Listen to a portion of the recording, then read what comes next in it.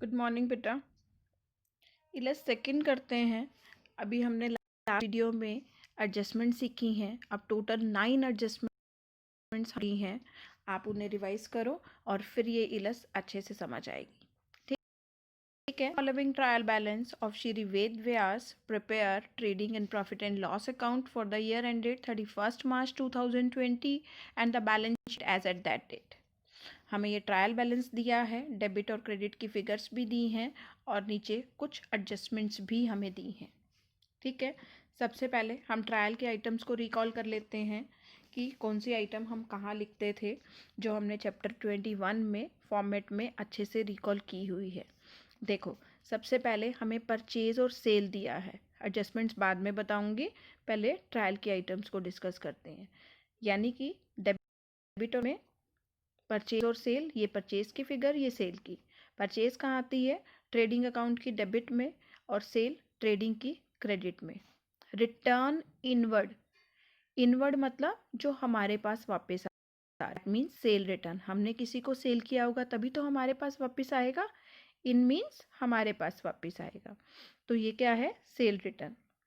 ठीक है, तो सेल में से माइनस हो जाएगा। और आउटवर्ड जो आप किसी को वापस कर रहे हो, दैट मीन्स परचेज रिटर्न, ये कहाँ होगा? परचेज में से डिडक्ट हो जाएगा। Okay. The next is carriage. मैंने बताया था अगर सिंगल कैरिएज या कैरिएज इनवर्ड होगा या कैरिएज ऑन परचेज भी होगा तो ये कहाँ आता है? ट्रेडिंग अकाउंट की डेबिट में।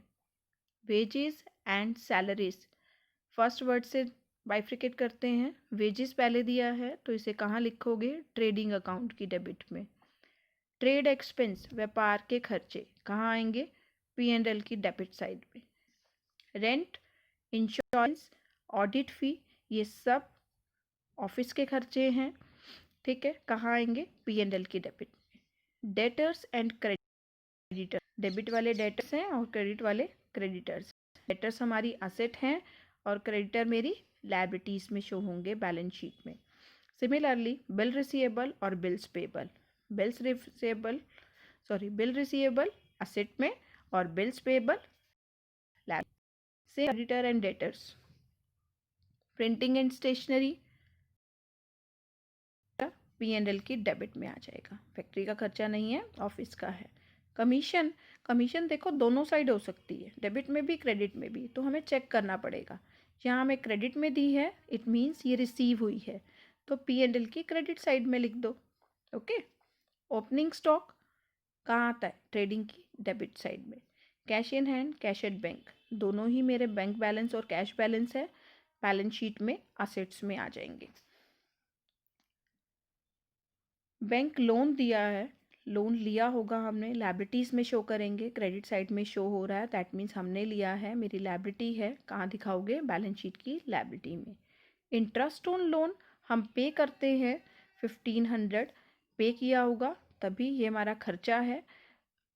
एडजस्ट तब मानी जाएगी जब नीचे दिया होता बाहर। ठीक है, अगर अंदर दिया दैट मीन्स पे कर दिया है। एक्सपेंस है मेरा, P&L की डेबिट में लिख दो। ओके। कैपिटल लायबिलिटीज में, ड्राइंग्स कैपिटल में से माइनस होती हैं और फिक्स एसेट मेरी बैलेंस शीट में असेट्स में आ जाएगा। क्लियर? सारी आइटम क्लियर हो गई। अब इन आइटम्स के साथ जो एडजस्टमेंट्स हमें दी हैं वो रिकॉल कर लेते हैं। सबसे पहली एडजस्टमेंट है स्टॉक एट द एंड ₹60,000। ये कल भी किया था हमने। क्लोजिंग स्टॉक है जो हमें एडजस्टमेंट में दिया होता है। ये 60,000 की फिगर हमें 2 बार लिखनी है। कहाँ लिखोगे? एक बार ट्रेडिंग अकाउंट की क्रेडिट में बाय क्लोजिंग स्टॉक और एक बार बैलेंस शीट की असेट में लिख देंगे क्लोजिंग स्टॉक 60,000। क्लियर बेटा? ओके। सेकेंड एडजस्टमेंट है हमारी डेप्रीशिएट फिक्स एसेट बाय 10%। ठीक है, ट्रायल के अंदर हमें फिक्स एसेट दी थी यहाँ पे 3 लाख की, ये तो हमने एसेट में लिखी थी। तो 3 लाख का 10% जो 30,000 आएगा, वो 30,000 का अमाउंट जो है वो 2 बार आना है। ठीक है, वो एडजस्टमेंट है। डेप्रीसिएशन कहाँ लिखोगे? एसेट्स में से माइनस कर दें क्योंकि इससे मेरी एसेट की वैल्यू रिड्यूस होती है। और दोबारा ये 30,000 की depreciation, it's a loss to business, कहाँ जाएगा? P&L की डेबिट साइड में, depreciation on fix assets. Clear? Okay. Third adjustment है हमारी commission earned but not received. Earned means कमा ली लेकिन अभी रिसीव नहीं हुई, दैट मीन्स एक्रूड है, एक्रूड कमीशन है, यानी कि मेरे ईयर की इनकम है 400 रुपीज़।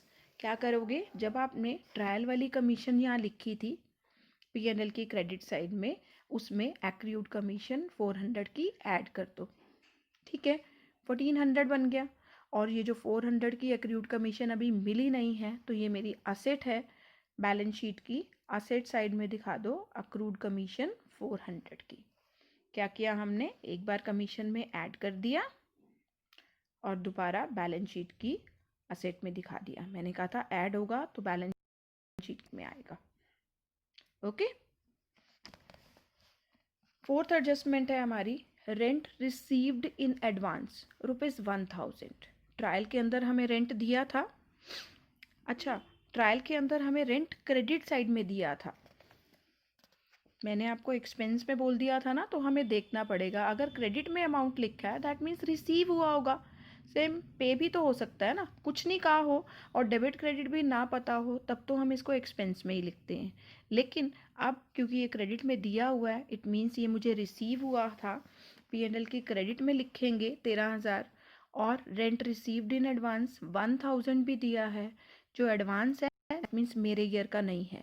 जब आप ये 13,000 बाय रेंट यहाँ लिखोगे, इसमें से एडवांस वाला 1,000 माइनस करें तो नेट अमाउंट 12,000 आ गया, और जो एडवांस का 1,000 है जो यहाँ माइनस हुआ है बैलेंस शीट की लायबिलिटीज में शो कर दोगे, rent received in advance.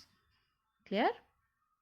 Okay, एक और एडजस्टमेंट है इस क्वेश्चन में, allow 8% interest on capital and charge 900 as interest on drawings. दो एडजस्टमेंट है बेसिकली, इंटरेस्ट ऑन कैपिटल की भी है, इंटरेस्ट ऑन ड्राइंग की भी है। पहले कैपिटल का इंटरेस्ट लेते हैं 8%। हमें कैपिटल दी हुई थी क्वेश्चन में 2,50,000 की, 2,50,000 का 8% निकालूँ तो 25 8 200, 20,000 का इंटरेस्ट बनेगा, ठीक है। 2,50,000 का 8%, कैपिटल पे इंटरेस्ट ऑनर को का एक्सपेंस है, तो कहाँ लिखोगे, एक बार P&L की डेबिट में to interest on capital 20,000 expense है क्योंकि, और ऑनर को देना है तो दोबारा उसकी कैपिटल में प्लस कर दो, add interest on drawing 20,000। Clear? Similarly interest on drawing का तो अमाउंट ही गिवन है हमें 900 का, 900 का जो इंटरेस्ट ऑन ड्राइंग है ये हमारी इनकम है, एक बार P&L की क्रेडिट में लिख दो बाय इंटरेस्ट ऑन ड्राइंग 900 और दोबारा कैपिटल में माइनस करना है, तो ड्राइंग्स के अंदर ऐड करके टोटल माइनस करो या दोनों अलग अलग माइनस करो, ठीक है, होने तो माइनस है ड्राइंग्स भी और इंटरेस्ट ऑन ड्राइंग भी, तो ऐड करके ये टोटल माइनस कर रहे हैं। क्लियर? आ गया बेटा? ओके, सारी एडजस्टमेंट्स भी हो गई और सारी आइटम्स भी हमने डिस्कस कर ली। नाउ द वो आपको आती है, पहले ट्रेडिंग की बैलेंसिंग करो, दोनों साइड का टोटल आपस में माइनस, और जिस साइड का टोटल कम है वहाँ लिख दोगे। ग्रॉस प्रॉफिट आ गया, ये ग्रॉस प्रॉफिट पहले इधर ब्रॉट डाउन करो और फिर P&L की बैलेंसिंग करके बैलेंस नेट प्रॉफिट जो आएगा वो जाके कैपिटल में प्लस कर दोगे। यहाँ नेट प्रॉफिट है तो प्लस, लॉस होता है तो माइनस करते हैं, ठीक है। आप कैपिटल की ऐड लेस करके नेट फाइनल फिगर पहले आउटर कॉलम में लिखेंगे और फिर बैलेंस शीट का टोटल आपस में टैली होना चाहिए, सेम आएगा। क्लियर हो गया बेटा? तो अब हमारी 9 एडजस्टमेंट्स हो गई हैं, और लेकिन क्वेश्चन 2 हुए हैं अभी तक, ठीक है, 2 ही लेस हुई हैं, तो आप 2 प्रैक्टिकल क्वेश्चन जेन्युइनली अपने आप उसे अच्छे